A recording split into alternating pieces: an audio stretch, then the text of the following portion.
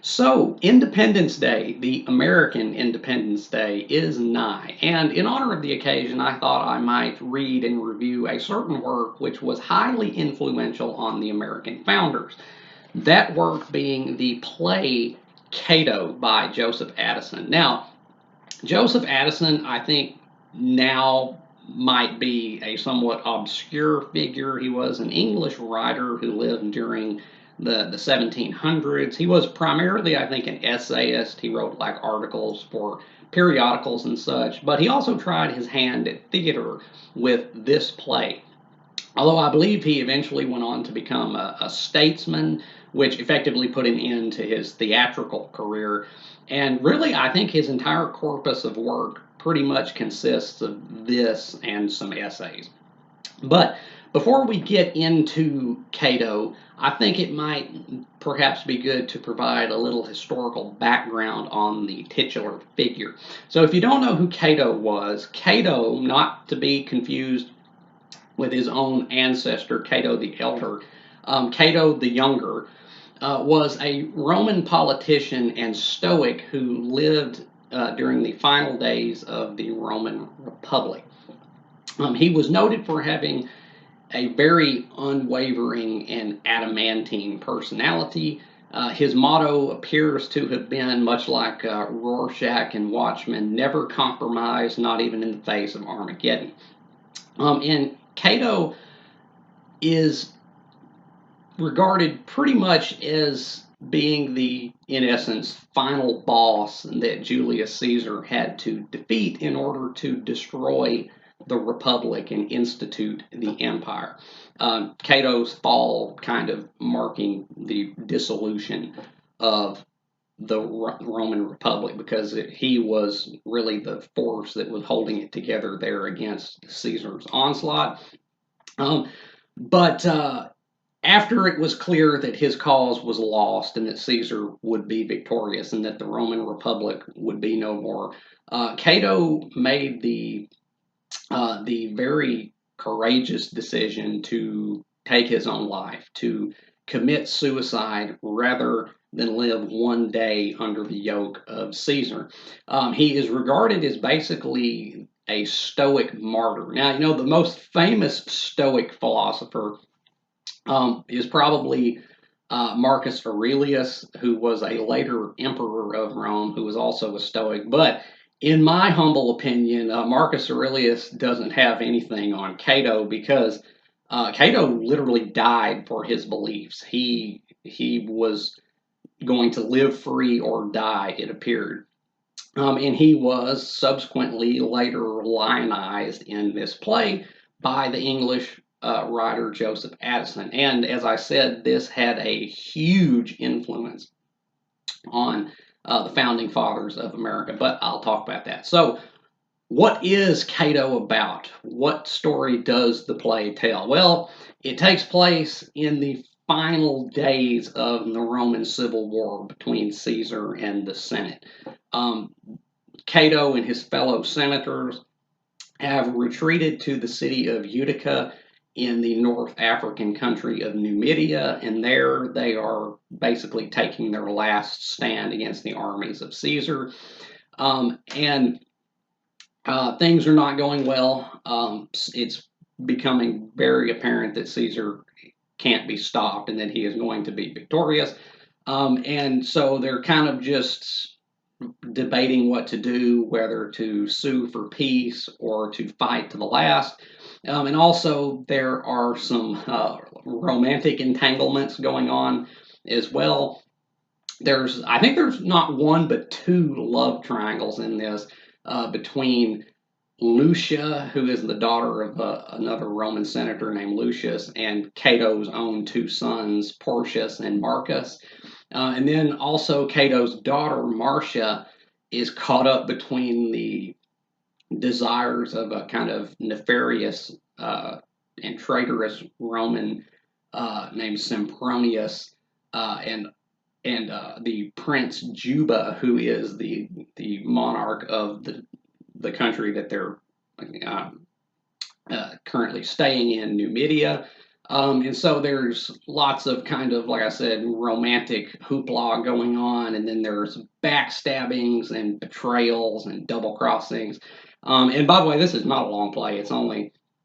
I think it's only around like 70 or so pages long. But in the end, as per history, it becomes clear that their cause is lost and that Caesar is going to emerge victorious. And so, in the climax of the work, in the scene that is really the crux of the work, Cato delivers a poignant monologue in which he laments that the world was made for Caesar, but that he is going to put himself beyond Caesar's grasp and that he will not abide being a slave. And so he falls on his sword and commits suicide, and that's pretty much the play. Now, this play, as I've said, was a major influence on the founding fathers. George Washington could quote quite a bit of this from memory, I believe. It was his favorite play. Benjamin Franklin copied out large portions of it, I think, trying to emulate the style of Addison's writing. As well, George Washington actually had this play performed for his men at Valley Forge in order to inspire them and kind of boost morale. And also, I think that both Patrick Henry's famous motto, "Give me liberty or give me death," as well as Nathan Hale's famous last words, "I only regret that I have but one life to give for my country," are taken to be, at least possibly, if not probably, adaptations of lines from this work. This had a major influence on the mindsets of the colonists, the leaders of the colonists, especially, because when they were trying to, found a new country, a new nation, the United States of America, the goal was kind of like, how do we found a representative form of government a la the Roman Republic, but how do we make sure that it doesn't end up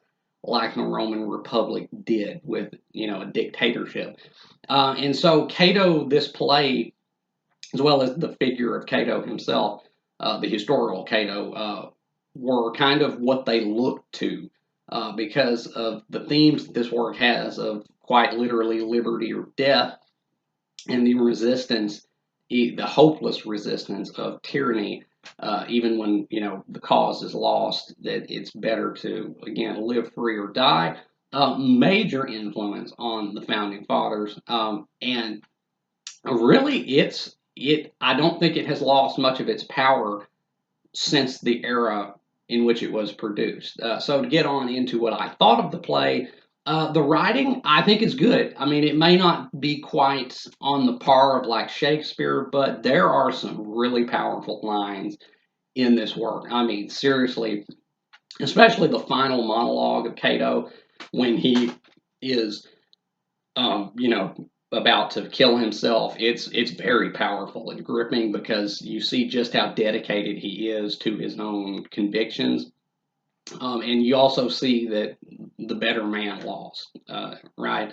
It's very very tragic, but there are just a lot of badass lines in this that can really rouse the patriotic spirit, I guess. It's written in blank verse by and large. So yeah, the writing's pretty good. The characters, now, really, the only character that you're probably going to come away from this remembering is Cato himself, the central figure. And when I say central figure, I do mean central because it feels like more of this play revolves around him than actually features him.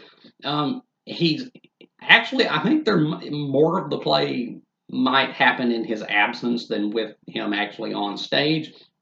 Um, a lot of the events, like the romantic subplots and the betrayal subplots, are kind of happening again, circling around him, with Cato himself featuring in certain key scenes throughout the work. But when he is on stage, it is very, very gripping and compelling because you really do feel the level of zeal that he has for his own beliefs and such, and it is a very, very again compelling portrayal.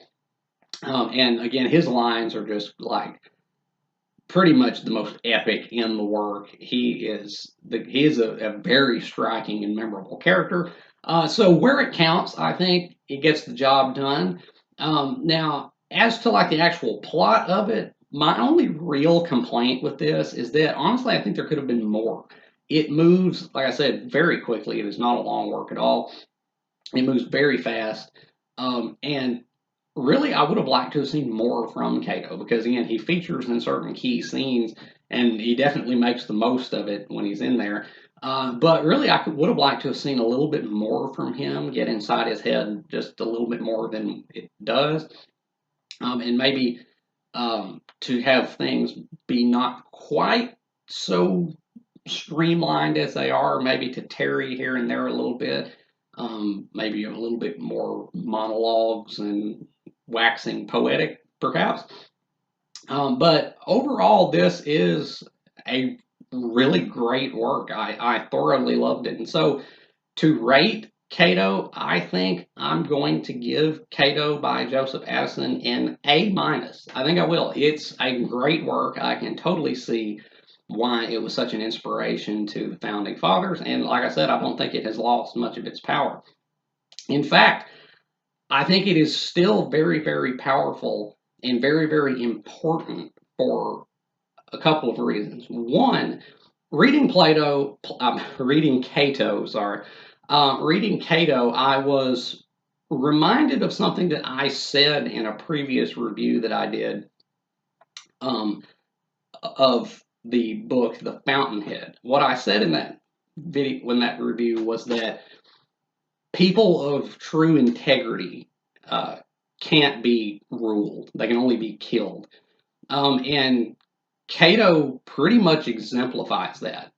Cato, he was going to live free or die. He was not going to abide slavery or servitude or the yoke that Caesar would have imposed upon um, all of Rome. So he chose to exit the stage, theatrical pun intended. Um, but he went out like a G. He went out like an absolute boss because he was a person of integrity. And also, what Cato really demonstrates, I think, is what it takes to be truly virtuous, to be truly upright. You see, Julius Caesar was a tyrant, but he was also the most dangerous kind of tyrant because he was charming and eloquent. He was very persuasive. And that that made him all the more dangerous. Cato was the exact opposite, historically speaking. Cato was not very eloquent. He was not really a man of words. He was a man of deeds. He preferred rather to live his philosophy rather than to speechify. And also, he was not very bending in his character. He was, again, it was no compromise with him. And that's why a lot of historians have asserted that had he been a little bit more wavering, things might not have ended quite as they did. But really, I think that Cato had the right outlook. Compromise is a good thing in certain cases, but there are some areas where compromise should never be affected. And Cato knew that apparently, and he was not going to compromise what was most dear to him. But what I think this illustrates is the necessity of hard men to uphold morality. I think a lot of people view morality as something soft, something that conforms to human interests when really it's the other way around. Morality isn't really soft. In fact, it can be very, very hard, and it requires hard men to uphold it because morality isn't to be bent to human interest. Human interests are to be bent to morality. That is, you shouldn't just make what's right whatever people want. What people want should be what is right. And Cato, in men like Cato, are what it takes to uphold morality. People that have no give to them, who are hard and can be come across as being very cold. But that's why it hits all the harder in the climax of the work when Cato laments that the world was made for Caesar. What he's saying is that the world was not made for people like him with scruples, because in order to be scrupulous, in order to be truly righteous, that requires a level of strength that, when you get right down to it, the majority of people don't have. Cato did, because Cato died for what he believed. He would rather die than be a slave, to be in the thrall of Caesar. And so he took his own life. And that takes a strength that, again, not many people have. But also, why I think this play is still vitally important is because it should not be thought that America, or really any other nation in existence now, is necessarily exempt from succumbing to the same fate as the Roman Republic did. In fact, I might point out that prior to its demise, the Republic of Rome was characterized by a degree of decadence and corruption, which is eerily analogous to what we see now here in America. And what the figure of Cato historically, as well as this play, exemplifies so marvelously, is the necessity of having real virtue, of having real strength, even in the face of unwinnable odds. Because you should not discount the possibility that one day you may have to make the same choice that Cato did. Are you going to go along to get along and cow to the whip, or are you going to put it all on the line and, as Cato did, either live free or die? The example that Cato set and the example that he sets in this work are vitally important, because they demonstrate what true strength looks like and why true strength is so necessary for having a world worth living in. Because Caesar's world was not worth living in to Cato, and so he chose to leave that world rather than abide in it. And that is a choice that I think is very, very noble and very, very admirable.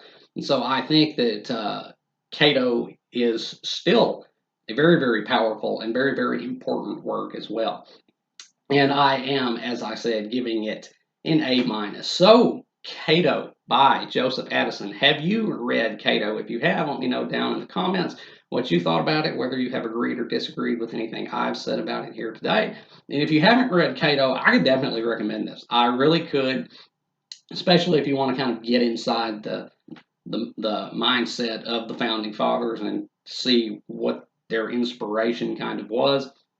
I could recommend it. It's pretty powerful. It's very tragic. There is a real sense of tragedy reading this, because you, like I said, you know that the better man lost. Cato was the better man, even though Caesar is often remembered as a rather charming and persuasive and grandiloquent leader.